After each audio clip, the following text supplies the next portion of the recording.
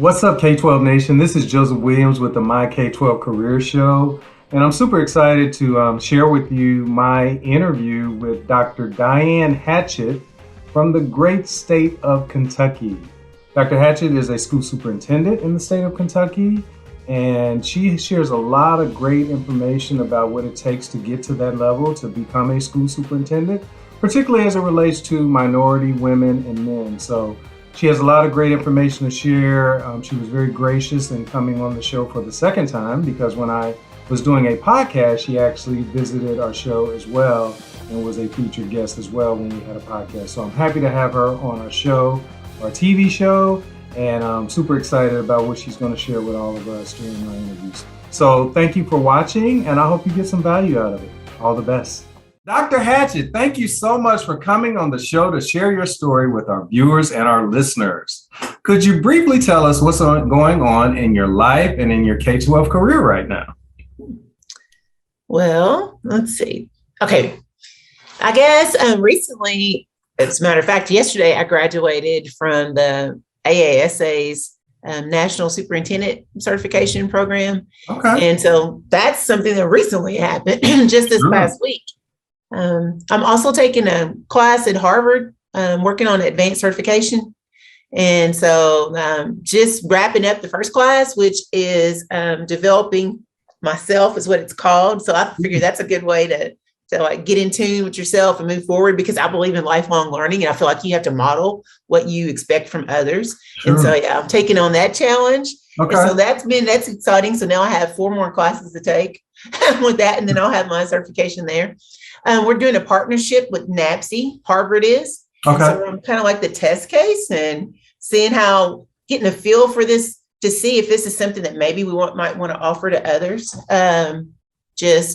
But I took this first class and I like it. And so now I'm like, they sent a thing out and said, it's time for enrollment for the next class if you want to do it that way. But I don't know, you got to choose which classes you want to take. And so I'm like, do I want to take a class with equity or do I want to take a class with like challenging yourself and developing the future? I don't know, but I just like to learn. I never feel like I can learn enough.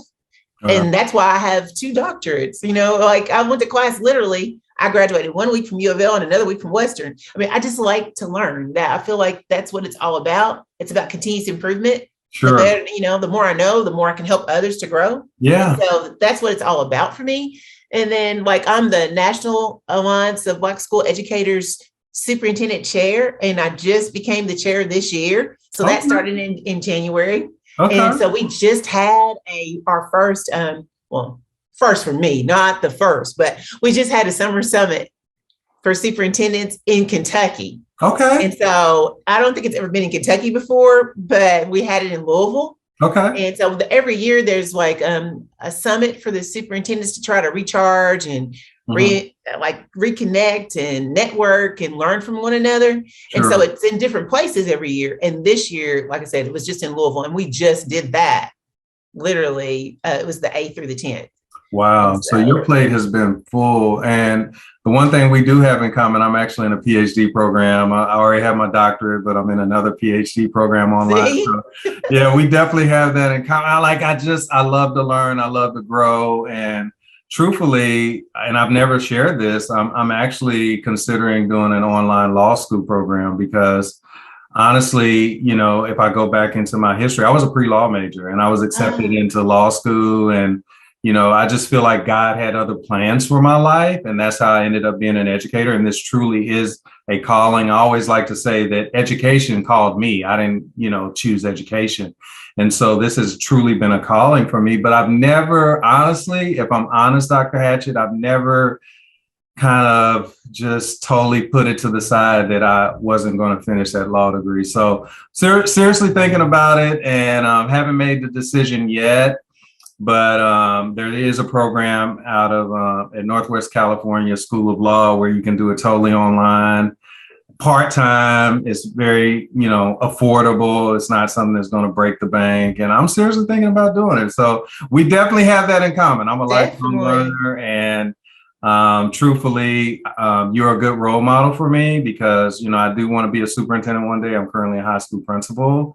And I just want to check all the boxes. I want anything to be said that I'm missing or whatever. And so in that sense, I'm always trying to learn and grow and get better in this profession. So thank you for being that great role model. Oh, thank you. Thank you. And keep up the great work.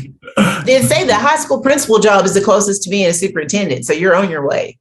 Thank you. I appreciate that. It's definitely, the school that I was a principal at this past year had over 1,700 students. They actually are sending me to another school that needs some additional support starting this school year, and it has like 1,200 students. So, yeah, I mean, it's definitely, these are multi-million-dollar facilities that you're running. And so you're right. I think it does prepare you, particularly at a high school with all the extracurriculars and everything that's going on, in a high school. So, yeah, I'm excited about it. But I love being a high school principal, too. So it's not like I'm in a rush necessarily to get into that hot seat that you're sitting in. But, I definitely want to be prepared when I get there, too. Just go for it. Timing is everything. All right. Okay. I like that. So, yeah, I mean, what would you say to people in my position, people that aspire to one day becoming a superintendent, particularly people of color, males and females? What would be your advice to people that are aspiring to be where you are right now? Well, networking is one thing, because you got to make those connections, especially with the people who are influential. Like when you're going to conferences and things of that nature, talking to the different the sponsors, talking to people who are already superintendents, trying to find out about the different districts, trying to find when a district is going to be open, when somebody's getting ready to leave, kind of getting that inside track. Doing your homework is always important, and having the right fit. You shouldn't just apply for something for the sake of applying. It has to be the right fit. It has to match your skill set and the needs of that community. You don't want to go into something cold. You want to do your research on the board, because the group that hires you might not be the same group that you end up with, because a board can flip at any time. And then, that one group might love you and the other group might not, you don't know. So you got to do your homework. Is it a board that has stability? Do they get along? Because the board is who hires the superintendent, and that's who you answer to. Yeah. But you also got to look at are you a person that can handle politics? Because a major part of being a superintendent is politics. You have to be able to navigate the waters. You got to know those landmines. You got to know who's who, and you got to be able to make relationships with the power plays. And you can't just be on one side. You got to look at the whole, and you got to be there for everybody. And you got to understand the hidden rules. There's always hidden rules for everything.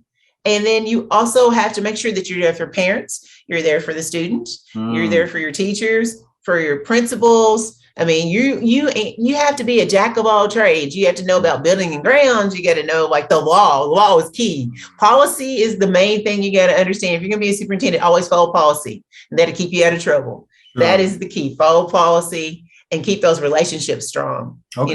With everybody. And don't be afraid to take chances and step out and try. As a high school principal, go ahead and apply for a superintendent job. You don't say that you can't do. I went from being a principal to being a superintendent. Basically, I was a principal, and then I did do 1 year as a minority superintendent intern. There was a 2-year program. But 1 year I was, got to see what it was like firsthand, because my mentor threw me out. I mean, he just from day one, he wasn't there. The first 2 weeks, he left me a note and said, okay, this is what I want you to have done. This is what so I was blessed, because he wanted me to have those experiences, and so he just said that he wanted it to be as if I was starting in the role as a superintendent, so that when I became a superintendent, I would know what to do. So he kind of laid that groundwork and that foundation, and he's still there whenever I need me. He said he would hold my hand the first semester, and then he was kicking me out of the nest the second half of the year. And he did, that was pretty much it. But I always knew I had that safety net, because he said he would be there if I needed him, but he wanted to push. So don't sell yourself short. You say you're a high school principal, well, then you should be applying. You should be looking, and don't ever say, oh, I got to get this and I got to check this box and that box. Because I remember when I first was a guidance counselor, and I was getting ready to be a principal, and I had to shadow a superintendent. So I shadowed 2 of them. And one of them, I asked him, I said, what's it take to be a superintendent? Because after I followed him around for a day, I decided I wanted to be a superintendent. Okay. And that was when I was like, it was in my brain from that moment on. Okay. And I was like, what do I got to do? Do I have to have my doctorate? And he's like, no, you don't have to have your doctorate. And I said, well, I think I'm gonna get one anyway, because I know that as a minority, I'm gonna be judged twice as hard. So I had to have extra credentials, because my mom always told me you're gonna have to, you're gonna be judged twice as hard. So you're gonna have to be on your game. So I want to hang on my doctorate anyway. And I've noticed a lot of superintendents do have it now. It seems to be the trend. Sure. You see that. Even when you go to NAPSI, everybody said, doctor this, doctor that, doctor. And I love that, Yeah, I love it. Yeah. But so I would encourage people to step out, and don't be discouraged if you don't get the first job, because think of it as practice. Okay. Because the position that's meant for you, it will be the one that you get. Absolutely. And that's it. So just always look at it as another opportunity. You learn something for every interview that you go for. Mm-hmm. But also at the same time, you got to be selective. That's what I'm saying. Don't just take anything that's coming your way. Yeah. So I guess what I hear from you is that interviewing is a two-way street, right? Mm-hmm. Like, you're looking for the best fit for you. I mean, they're looking for the best fit for the district, but you're looking for the best fit for you, right? That's right. And it might not be, and it better to know before you get yourself locked in and you've got a contract, and that's a whole new ballgame. So have you only been in one superintendent position? Yes. So I was an intern in Davis County, but then I've been here at Berea Community Schools since January 2018. I signed my contract November 2017, but I started January 1st, 2018. Okay, wow. So and then they renewed my contract last year. Wow. Yeah. So you'll be there at least until when? June 2025. Wow. June 30th, 2025. That's amazing. Well, kudos to you. Kudos to you for that. That's really, really cool. No, that's really good advice. And I really appreciate you sharing that, not only with me, but also with our school community, because truthfully, I would have never even thought about that. Like the fact that, hey, you can actually apply now. Why not? Jefferson County Public Schools superintendent right now. He has over 100,000 students. He went from being high school principal to the superintendent. Okay. I know lots of superintendents in Kentucky that's, from being a high school principal or middle school principal to the superintendency. Now, a lot of people go that route where they're going through central office and they're getting all those different checking the boxes here, there, and there. Others, but some of us are just more adventurous than others, or I don't know. It's just, you got to follow your heart and pray about it. No, I agree. I like that. That's very, very true. So have you always wanted to be a K-12 educator? Okay. When I was little, I used to play school all the time. From the time I was maybe 5, I had the little stuffed animals lined up in the chairs. I had my sisters, my brothers, and all of them. They all had to sit in there too. And I had my little board, and my mom got me all this little stuff and school supplies, and I'd call on them. And I've been playing school since I was little. That's awesome. But then I went, when I was in the 8th grade, I wanted to be a doctor. Okay. That's all I thought about was wanting to be a doctor. Mm-hmm. And then when I read every book I could on medicine. Okay. And I wanted to be a mad scientist, which is kind of crazy. And I always wanted to experiment and stuff. I wanted to know what made things tick.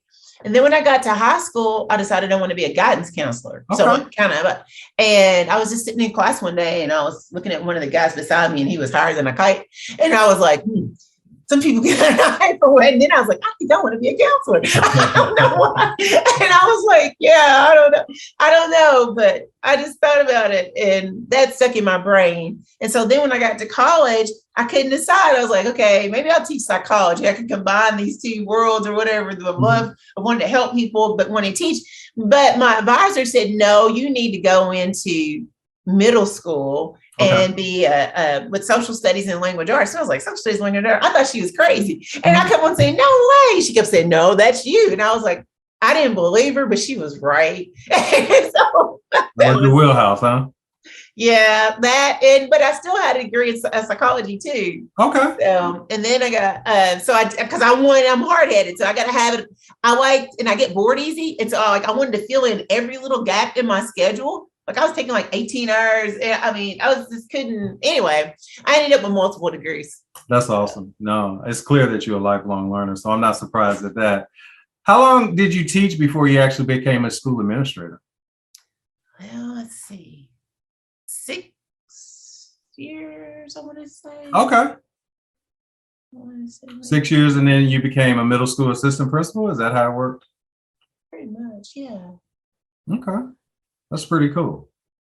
So at what point did you, I mean, I know you had said, you shared that you had an opportunity to shadow a superintendent, and that's when you decided you wanted to be a superintendent. But at what point did you, when did that happen, and how long did you be a principal at that point? It's 7, yeah. Okay. Close enough. Anyway. Yeah, 6 or 7 years. That's a sample size for sure, right? I'm very similar in that regard. Obviously, I started out as a teacher as well, but I actually I was a coach as well. So I love. Oh, I coached too. Coach basketball. Oh, did you? Okay. Did you play basketball? Yeah. Okay. Were you good?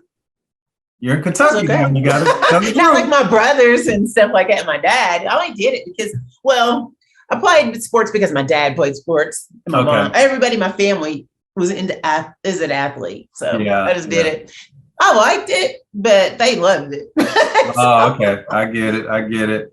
And so you were a basketball coach. That's super cool. I was. Yeah, we won championships, so that's all counted for me. I hate to lose. I'm all about winning. That's all. That's it. 100%, right?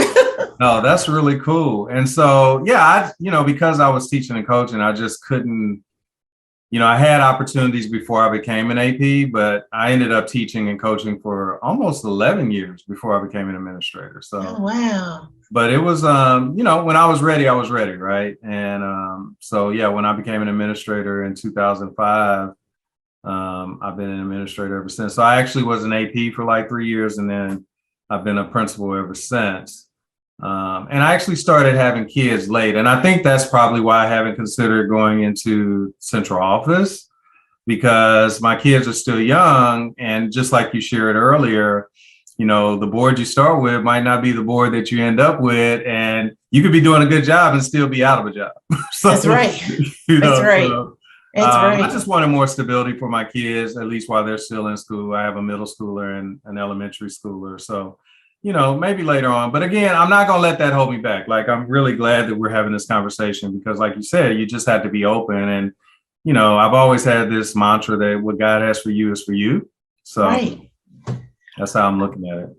That is so true. I was thinking about what you were saying, though. I'm still on the counting. I get stuck on something.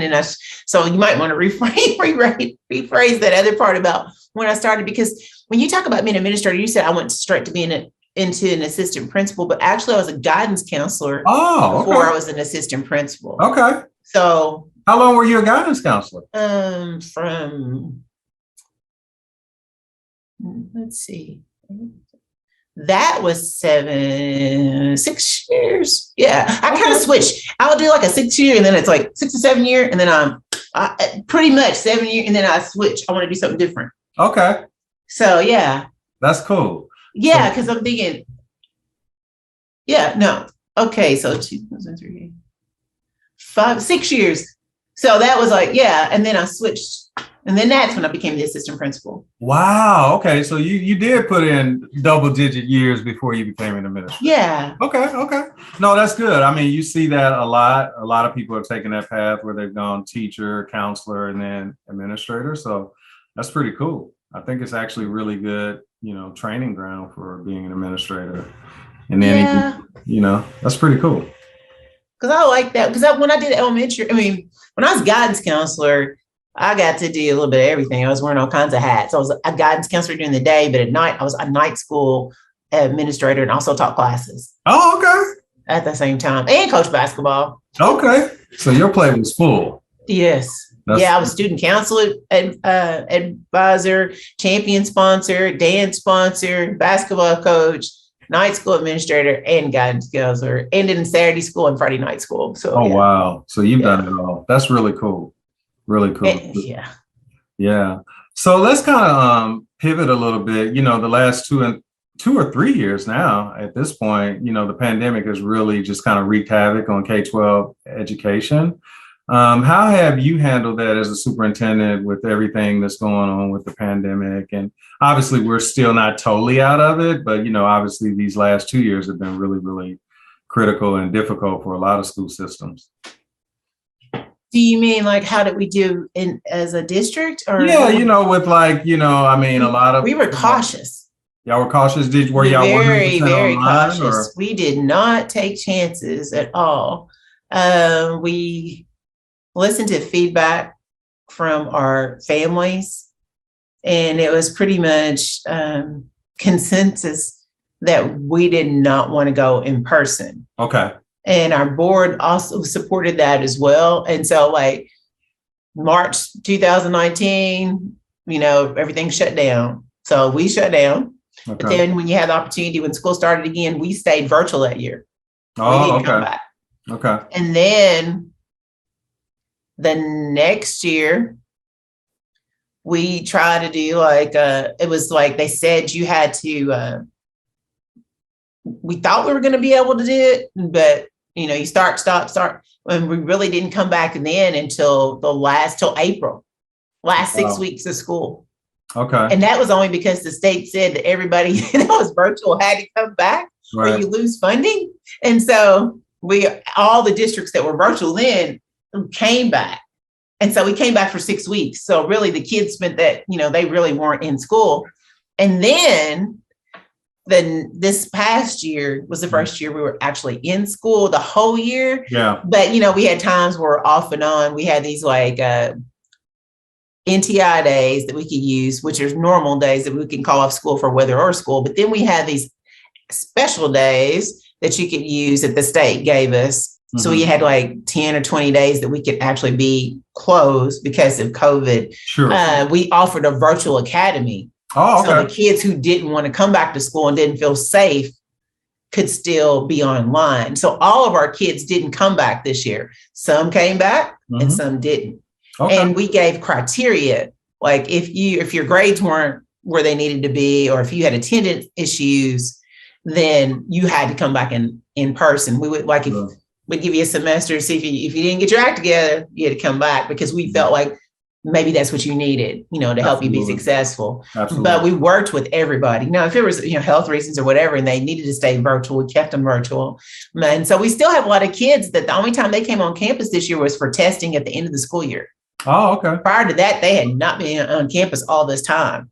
And okay, so for some of them, literally in May was the first time they'd step foot on campus. Okay. And so this school year, we're calling it a reset. And so it's a fresh start for everybody, because this will be the first year that everybody's required to be back in person. And we're not offering virtual academy anymore. Yeah. So it's a brand new year for us, and then we're looking forward to it. It's exciting.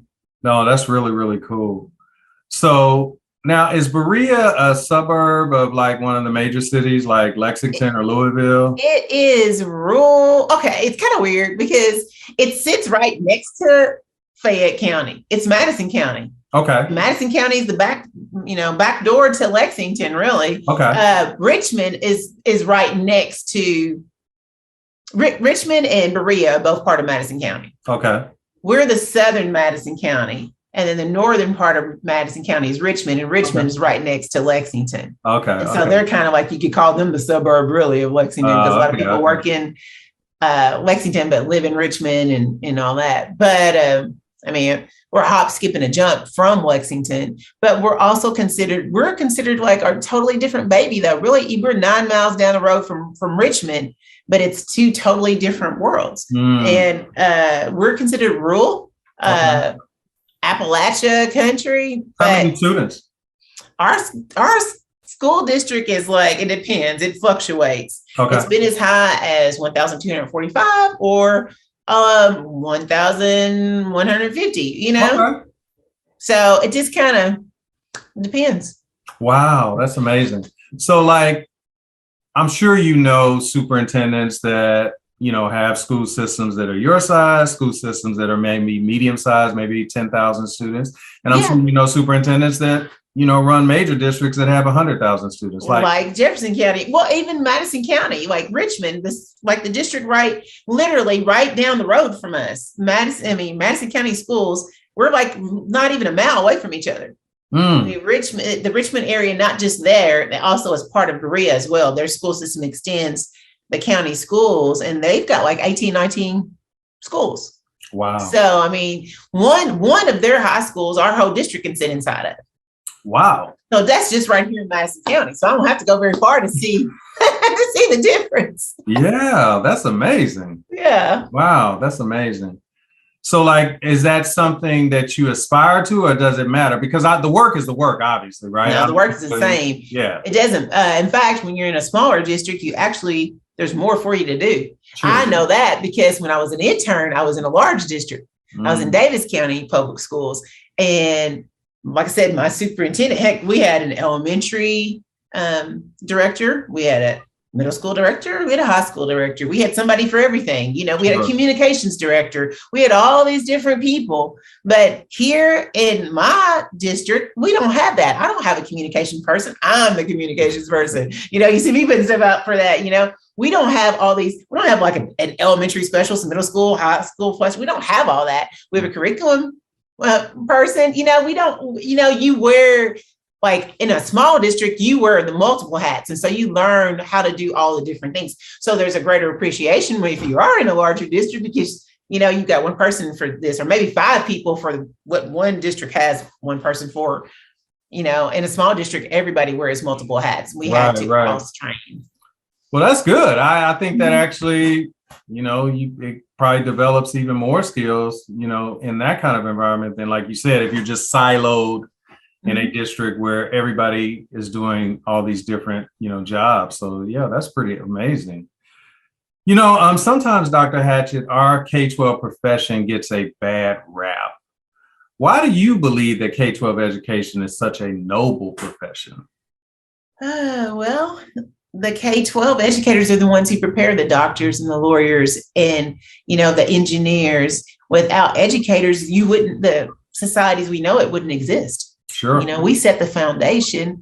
We're the one, we have to, not only these days are we teaching kids their ABCs and their multiplication tables and everything else, we're providing food and shelter and clothing, teaching them social skills and getting kids ready for applications and scholarships, being mentors. Mm-hmm. You're doing everything for kids. You're teaching them, you're filling in the gaps. A lot of parents, through no fault of their own, they might have to work crazy hours or whatever. Sometimes you have to be that person that's there for that child to sign off and help them on their homework, or provide the transportation and make sure that they get meals during the day or things on the weekend. People will have struggles in life, especially with the pandemic. Sure. And it showed all the gaps in society. We're providing kids with Wi-Fi access and things of that nature, and families too. So helping people learn how to with their bills. I mean, really, the school is becoming an extended arm of the family. For sure. And so to me, you can't, like John F. Kennedy said, ask not what your country can do for you, but what you can do for your country. And that's what educators do every day. Right. We're constantly doing things for the country, constantly preparing the future. Without educators there, the place would be crazy. 100%. Very, very well said, Dr. Hatchett. How long have you been a K-12 educator? Too long. 20 plus years? Yeah. Okay. That's cool. Well, we really appreciate your service to all the communities that you served in. How do you maintain work-life balance as a superintendent? I don't. I'm going to be honest. I stink at that. Okay. That's something I strive. That's why I'm taking like that class. That's why I thought developing myself would be a good class for me to take, because that's one thing. Actually, I'll be honest, that's what was on my growth plan, was to learn how to do balance. Like, all I know is I'm like driven to do whatever I can for kids. And that's like my mission and my purpose in life. Sure. And so I eat, drink, and sleep it. I think about it. I wake up and I'm thinking about what can I do to help? What can I do different today? What is it? I reflect on every day constantly. And so I don't know how to stop. I don't know how to turn things off. And so I can tell other people how to do it. I'm great at that. As far as my making sure that my colleagues, I always tell them put family first, Sure. But one thing I will say, I guess the only thing I will say that balances me out is God. And that's the key. That's the source of my strength. That's the source of everything I do. Start my day in prayer. Sure. Anything I'm getting ready to do, if I got a decision to make, I pray about it. That is my balance. Okay. That and family, God and family, that's the key, if you want to look at it that way. No, that's really, really good. Thank you for sharing that. If you had to do it all over again, would you have become a K-12 educator? Yeah. Yeah, because I mean, when I was little, that's what I always wanted to do. Yeah. My goal in life is always to make a difference in the world, and to use the gifts and talents that God's given me to do that. And to me, he puts you where he wants you to be. And so that's the doors that he's opened, over and over again. I've had scholarship opportunities. I've had mentorships. I've had like some of the best people pour into me. I stand on those shoulders, and I feel like it's up to me to give back and make a difference. It's not, there's a reason for everything. Every gift that I have is to be used for good. You don't hoard stuff, you share it. Absolutely. And we're here to make the world a better place. And so that's how I see it. So yeah, I would do that, because it's about, if you don't educate people, then to me, you're contributing to ignorance, and ignorance contributes to hate. And there's enough hate in this world. I'm done with that. It's time for peace, love, harmony, and just doing what you can, because life is short. And before you're here today, gone tomorrow.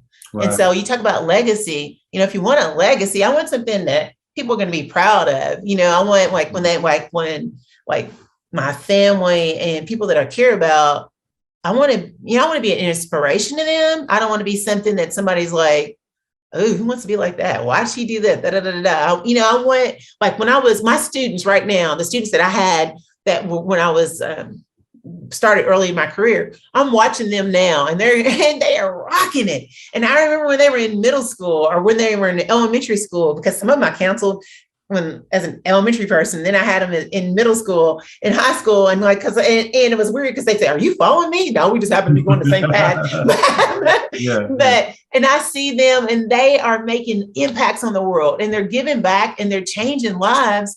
And I couldn't be more prouder of them. And so, and I'm watching them talk about wanting to give back. And so it's like starting a chain reaction. All it takes is a little, ripple in a pond to start that.